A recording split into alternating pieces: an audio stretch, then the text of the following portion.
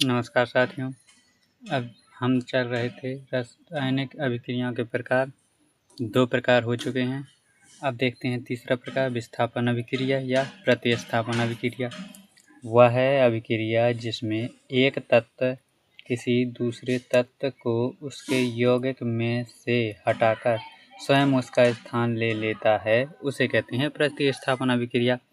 मतलब कि एक तत्व उसके ग्रुप में से उसको हटाकर खुद उसकी जगह ले ले, उसको कहते हैं विस्थापन अभिक्रिया। उदाहरण, जब सोडियम का टुकड़ा जल में मिलाते हैं तो यह हाइड्रोजन को विस्थापित कर देता है, क्योंकि सोडियम होता है जो हाइड्रोजन से अधिक क्रियाशील, अधिक ताकतवर होता है। ठीक, तो यहाँ पर सोडियम हो गया, यहाँ पे जल में अपन ने वो किया, मिलाया, तो यहाँ पे सोडियम हाइड्रोक्साइड बन गया प्लस हाइड्रोजन गैस यहाँ पे अलग कर दी, मतलब इसने हाइड्रोजन गैस को छोड़ दिया। ठीक,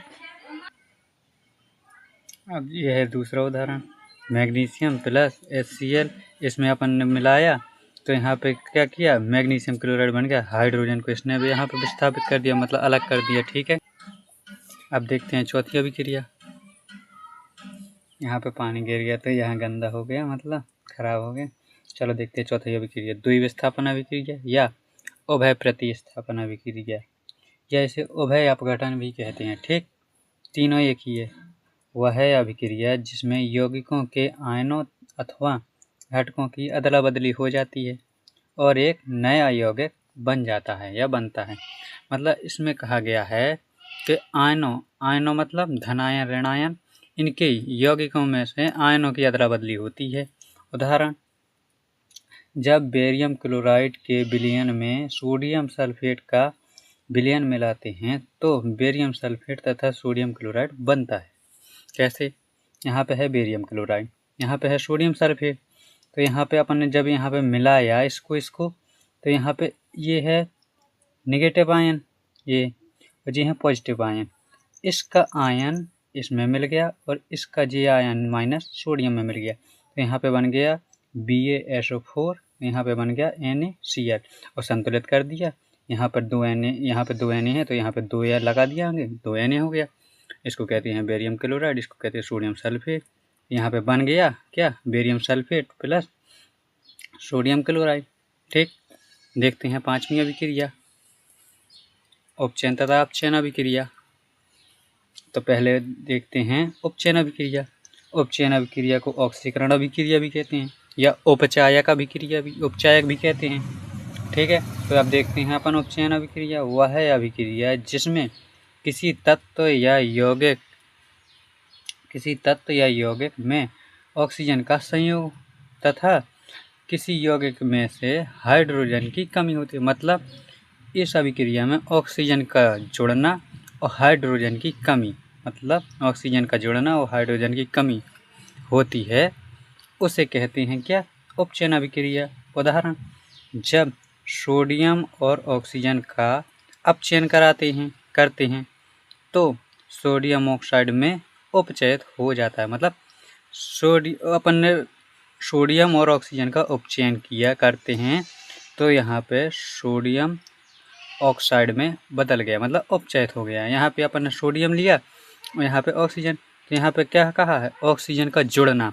तो यहाँ पे जिस सोडियम और ऑक्सीजन यहाँ पे अपन ने उपचयन किया तो यहाँ पे सोडियम के साथ में ऑक्सीजन जुड़ गया, तो यहाँ पे क्या हो गया, उपचयन अभिक्रिया हो गई। ठीक, यहाँ पे जैसे ये है जिंक ऑक्साइड, जब यहाँ पे कार्बन के साथ अपन ने इसको मिलाया तो यहाँ पे क्या हो गया, जिंक है, जिंक अलग होकर ऑक्सीजन और कार्बन मिलकर कार्बन मोनोऑक्साइड बन गया। यहाँ पर भी ऑक्सीजन का जुड़ना हुआ। ठीक, अब देखते हैं दूसरी अभिक्रिया। अब देखते हैं अपचयन अभिक्रिया, इसे कहते हैं अवकरण अभिक्रिया या अपचायक भी कहते हैं। तो पहले उसे कहते हैं वह है अभिक्रिया जिसमें किसी तत्व या यौगिक में ऑक्सीजन की कमी तथा किसी यौगिक से हाइड्रोजन की वृद्धि। मतलब इसमें उपचयन अभिक्रिया का जस्ट उल्टा है। उसमें क्या हुआ था, ऑक्सीजन की वृद्धि जुड़ा था और हाइड्रोजन की कमी हुई थी। इसमें क्या हुआ है कि हाइड्रोजन की कमी हो रही है और ऑक्सीजन जुड़ रहा है। ठीक, जैसे उदाहरण, जब क्यूप्रिक ऑक्साइड और हाइड्रोजन का अपचयन करते हैं तो हाइड्रोजन जल में अपचयित हो जाता है। मतलब यहाँ पे कॉपर ऑक्साइड है, copper oxide cupric oxide plus यहाँ पे हाइड्रोजन को अपन ने क्या किया, अपचयन किया, तो यहाँ पे क्या हो गया, CuO से यहाँ पर कॉपर अकेला हो गया और प्लस H2O बन गया। मतलब इसमें कहा क्या गया है कि यहाँ पे हाइड्रोजन की कमी, वो हाइड्रोजन की वृद्धि हो रही है।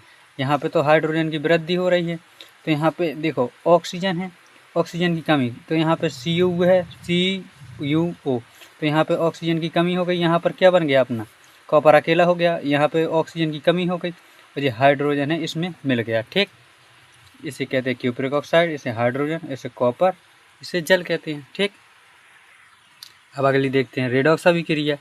रेडॉक्स अभिक्रिया कैसे कहते हैं, वह है अभिक्रिया जिसमें अभिकारक में उपचयन तथा अपचयन दोनों साथ साथ होते हैं, उसे उपचयन अपचयन अभिक्रिया या रेडॉक्स अभिक्रिया कहते हैं।